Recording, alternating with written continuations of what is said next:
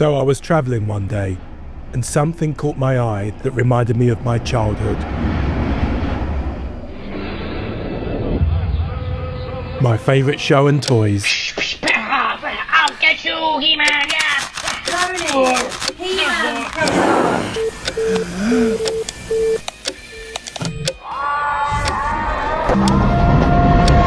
This story is true, but I could be misremembering a couple of things.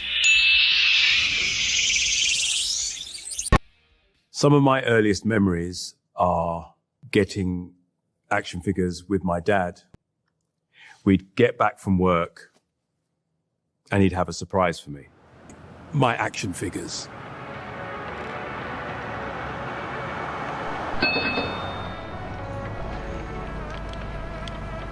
Happy with that tone?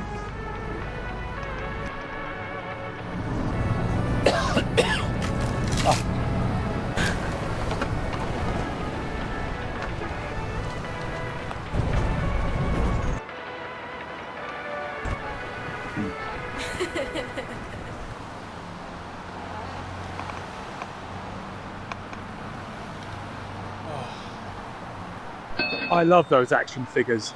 I love that part of my childhood. One of my absolute loves growing up was going to the cinema with my dad. When I found out that there was going to be a Masters of the Universe movie, combining my love of toys and my love of movies, I was beyond excited. Man, I hate it when they creep up on me like that. These He-Men are cool, but there was one that was awesome!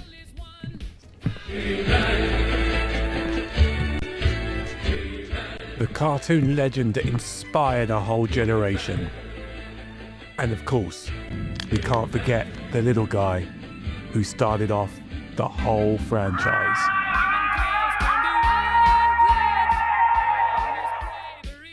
Thanks, He-Man. And if he can't be James Bond, then who better than Man-at-Arms? Idris Elba, hold my beer.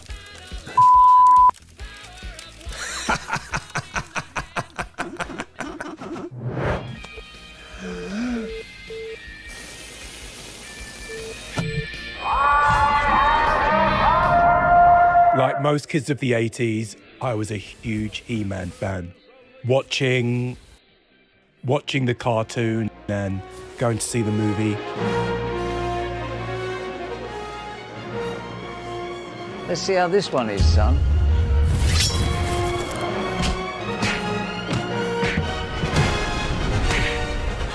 Who'd have thought I'd be back almost 40 years later for round 2.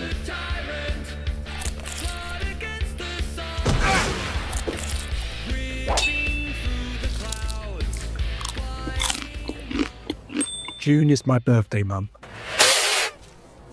And who knew it was going to deliver me and you a movie that was actually good? It's also Father's Day here in the UK, and I have to tip my hat to the man who introduced me to both toys and cinema. Happy Father's Day, Dad.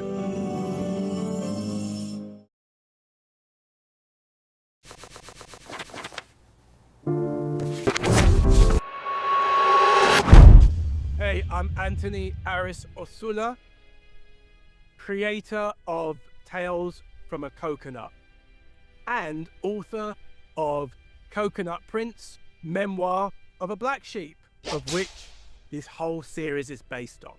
These are my stories based on the book and my real life experience, told with a little bit of tongue-in-cheek sense of humour and a whole dose of pop culture. So I hope you enjoy the ride. Episode 1, He-Man and Me. Or I should call it He-Man, Dad and Me. So one of the challenges was keeping the likeness of real people, myself as a child, as best as possible. And I do change. You'll see throughout the series I change because in real life, I had a weight fluctuation issue. Sometimes I was smaller. Other times I was borderline obese. And you'll see that in future videos. if you looked at photographs, you'd see that I actually look quite different throughout my childhood, fluctuating from being slim to very overweight. So there's some of the challenge there. The good thing about with AI, when you check images, it can actually track certain markers that show that it is the same person, even though the look might be quite drastically different. With my father, as you can see here, that there is some real accuracy in the likeness that I was able to capture, as well as myself there, that is an actual real bona fide picture of my dad and I. And then to be able to kind of bring that to life and keep the sort of the consistency. The good thing where we are with AI is it's actually able to quite hold the details and avoid drift if you feed it enough pictures of the subject, so it can get a kind of a feel of the person in full dimensions, every angle. So, for example, if it's an image it's just straight on, it's going to hallucinate the other angles. But if you have a front profile, side profile, and even if you create that in something like Nano Banana Pro, it can give a pretty good guesstimate of what the rest of the profiles look like if you've got a very strong source image. And then from there, you feed the multiple angles into something like Kling or Seed Dance, and it will replicate the person fully. There's obviously older me and another shot of me and Dad in the cinema. Now, one of the interesting factors to get around is because I've got a certain usage of popular culture in the video. That's kind of my style, to talk about things that are adjacent to my upbringing, my love of cartoons, my love of movies, growing up in the 80s and 90s.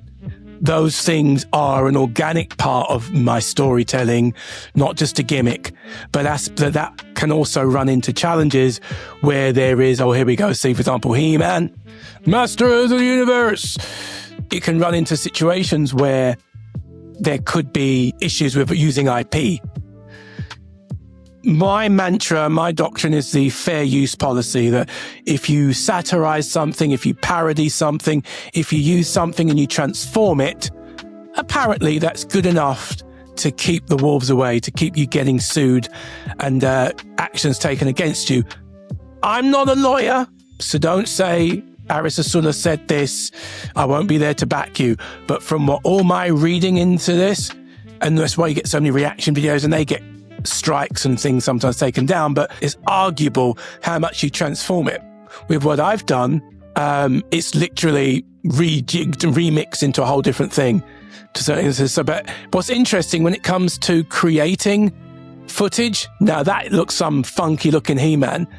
When it comes to image to video generation, using Seed Dance, it's very strict on when it comes to copyright material and IP. So it will actually, Seed Dance wouldn't create it at all.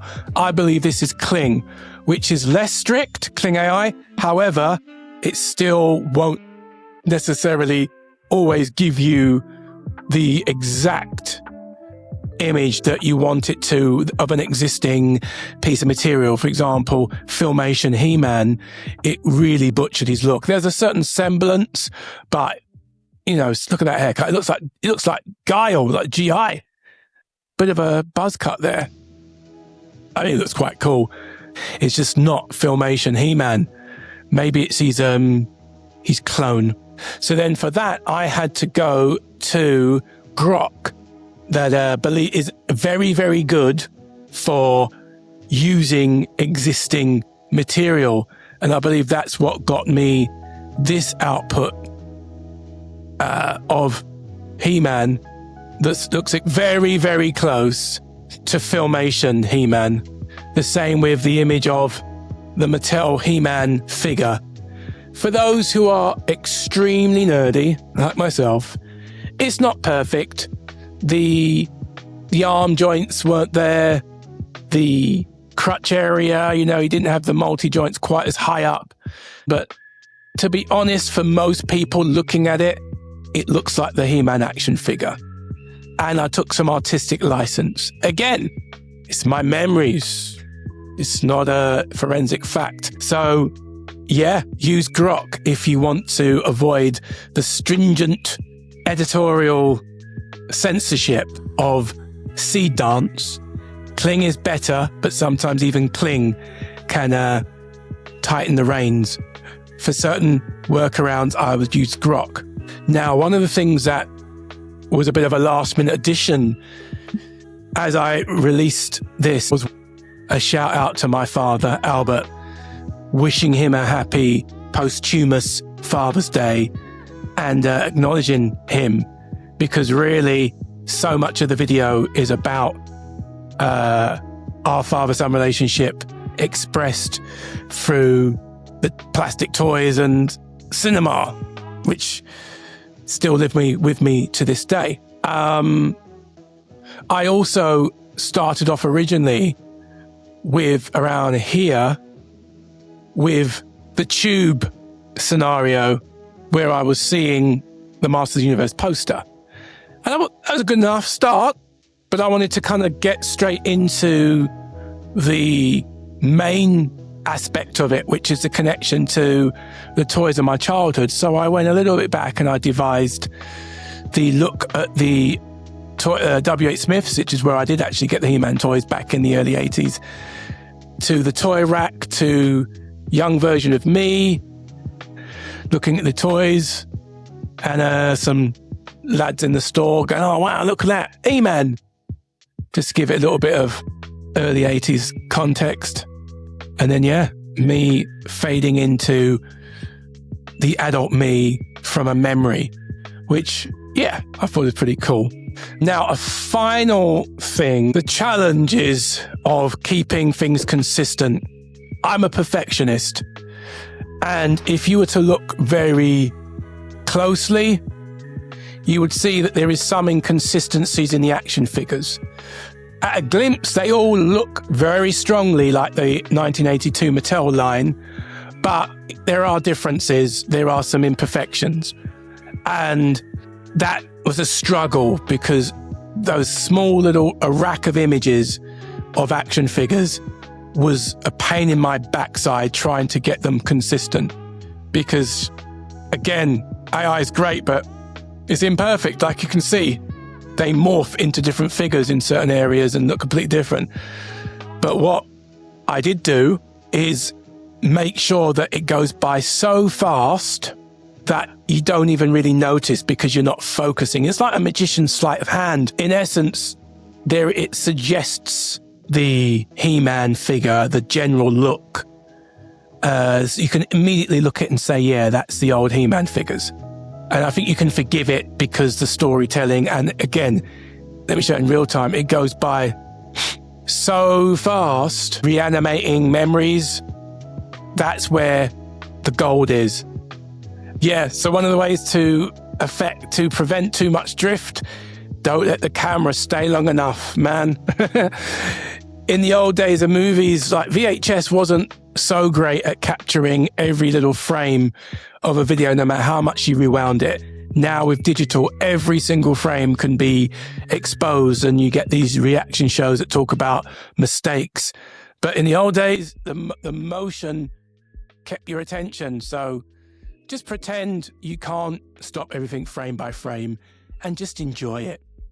Anyway, that is me breaking down behind the scenes of He-Man, Dad and Me, a mini story and journey through my love of He-Man, action figures, cinema, all down to the influence of my dad.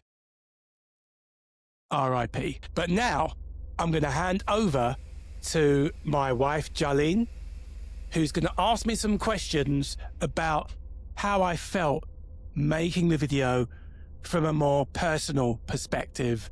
So this is, you've heard a Q&A?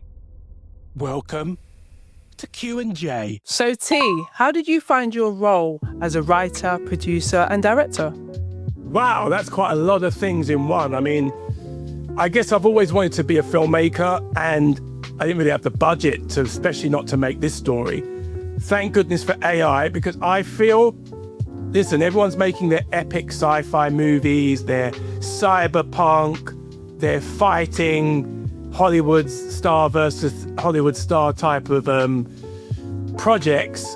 For me, I was happy to tell my memoir and bring that to life. I enjoyed reliving some of those memories, digging up old photographs, stitching it together, putting it in a story, and essentially taking some of the best bits from my book, my memoir, and putting it into visuals.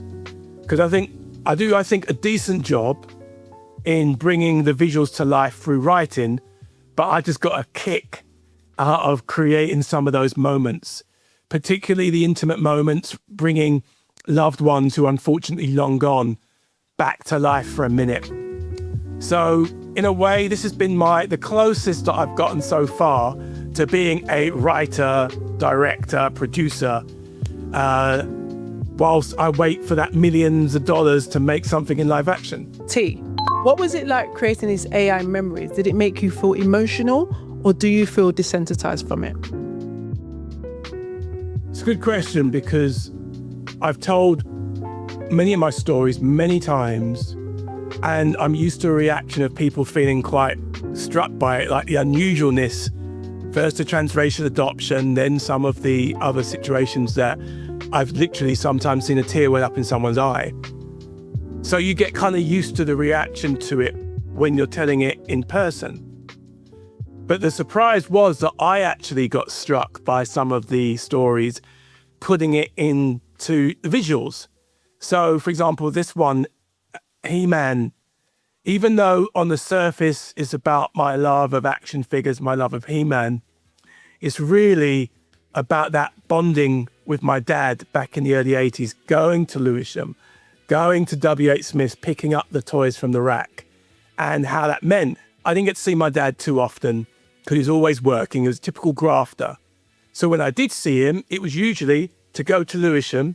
And as a result, ipso facto, I ended up getting an action figure as a result. So it was always coded, me with my action figures. First it was Star Wars, and it was He-Man, Thundercats, with spending quality time with my dad. And, the bonus was getting a sweet toy at the end of it. So I can't even smell that plastic without thinking of those action figures, and by association, thinking of dad. So it was emotional. There were times I teared up a little bit, as especially Father's Day. I actually made the video before Father's Day, but I was thinking of those themes. So when the ending, I actually added on last minute, where you see an image of my dad, and I sort of tip my hat to him and say, "Happy Father's Day, Dad." And that, out of nowhere, actually hit me quite strongly when I look back on it. How did it make you feel when your dad took you out on a Saturday? Because as I know, he was always working. Always working was an understatement. Work was practically my dad's middle name. I've told you the stories. He was a typical old school working class man, not scared of hard work. I don't know what he'd do if there wasn't a job to be done and he was out the entire day. I rarely saw him. That's why when I did see him, those moments were very, very special, and they're forever coded with visiting Lewisham and the smell of plastic. Plastic because of the toys, the Star Wars toys first, and the He-Man figures, Thundercats. I knew that on a Saturday, if it was the right timing, when he got back from work on a short hiatus, he'd go work in the morning, come back late afternoon, then would go to Lewisham and he'd go back to work for a few hours. I would sit and watch the cartoons, then the wrestling in the afternoon. If the Incredible Hulk came on, which came on around tea time, and Dad and I was there watching it, I know that we weren't going. So as much as I loved watching the Hulk, if David Banner popped his shirt, that meant that there was no Lewisham that weekend. Maybe next time. So it was a ritual of us going, getting on the bus, the 178 bus, getting to the shopping centre, which was the jewel of South East London at the time, getting those action figures, job done. Amazing memories. I can't smell that plastic smell anymore without it being immediately triggering my toys and by association, Dad.